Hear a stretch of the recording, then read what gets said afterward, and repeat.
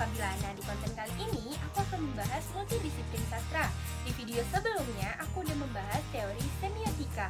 Tapi sebelum aku lanjut ke videonya, kalian jangan lupa dukung channel aku dengan cara like, comment, share, and subscribe. Terima kasih. Baik teman-teman, kali ini aku akan menganalisis film Nanti Kita Cerita Hari Ini. Film ini adalah film drama keluarga Indonesia pada tahun 2020 yang disutradarai oleh Angga Dwi Mas Sasongko. Film ini diadaptasi dari novel dengan judul yang sama, karya Marcella FP, tayang pada 2 Januari 2020. Film ini berkisah tentang keluarga bahagia dengan 3 orang anak. Anak pertama yang bernama Angkasa diperankan oleh Rio Dewanto, dan anak kedua yang bernama Aurora diperankan oleh Sheila Dara Aisha, dan anak ketiga sebagai peran utama yang bernama Awan diperankan oleh Rachel Amanda. Awan merupakan anak ketiga yang mendapatkan penjagaan ketat dari sang kakak Angkasa karena tuntutan sang ayah. Awan bekerja di sebuah perusahaan konstruksi. Pada suatu hari ia mengalami kegagalan sehingga membuat dirinya dipecat. Pada masa-masa terpuruknya ia bertemu dengan laki-laki eksentrik bernama Kale yang diperankan oleh Ardhito Pramono. Kale memberi warna baru kepada hidup Awan dengan pengalaman hidup, jatuh, bangun, hilang, dan rasa takut yang dialami manusia pada umumnya. Bertemu dengan Kale membuat hidup dan perilaku Awan berubah. Hal tersebut membuat ayahnya marah, hingga akhirnya Angkasa, Aurora, dan Awan memberontak akan tuntutan sang ayah. Hal tersebut membuat terungkapnya trauma besar dan rahasia besar yang tersimpan di dalam keluarga mereka. Nah, selanjutnya aku akan menganalisis film ini menggunakan multidisiplin sastra.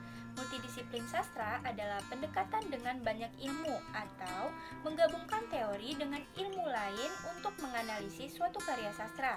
Di dalam film ini aku menemukan hubungan psikologi dengan sastra. Mari kita bahas. Baik teman-teman, psikologi sastra adalah menganalisis kaitannya dengan aspek-aspek kejiwaan manusia. Nah, ada 3 cara yang dapat dilakukan untuk memahami hubungan psikologi dengan sastra. Yang pertama, memahami unsur-unsur kejiwaan pengarang sebagai penulis. Yang kedua, memahami unsur-unsur kejiwaan tokoh-tokoh fiksional yang ada di dalam suatu karya sastra. Yang ketiga, memahami unsur-unsur kejiwaan pembaca. Nah, pada teori Freud mengenai dasar kepribadian manusia ada 3. Yang pertama ID, ego, dan superego. Saussure menjelaskan ID adalah perihal kesenangan, pemuasan biologis, dan hasrat keinginan. Ego adalah perihal kepatuhan terhadap realitas yang ada, keinginan yang harus dicapai dengan cara yang dapat diterima oleh masyarakat. Superego adalah suara hati nurani manusia dan sebuah standar moral dari manusia sebagai individual. Psikoanalisis yang terdapat pada film Nanti Kita Cerita Tentang Hari Ini adalah sebagai berikut. Yang pertama, keras kepala. Pada menit ke-17.00, Awan menentang masukan dari Pak Rifai, padahal sudah jelas market yang dibuat Awan tidak sesuai dengan permintaan klien. Dengan penjelasan yang tepat, klien juga akan terbuka pikirannya. 2. Bersungguh-sungguh. Pada menit ke-9:11, Awan memutuskan untuk tidak ikut makan malam bersama keluarganya acara anniversary pernikahan orang tuanya demi mengerjakan market orderan dari idolanya.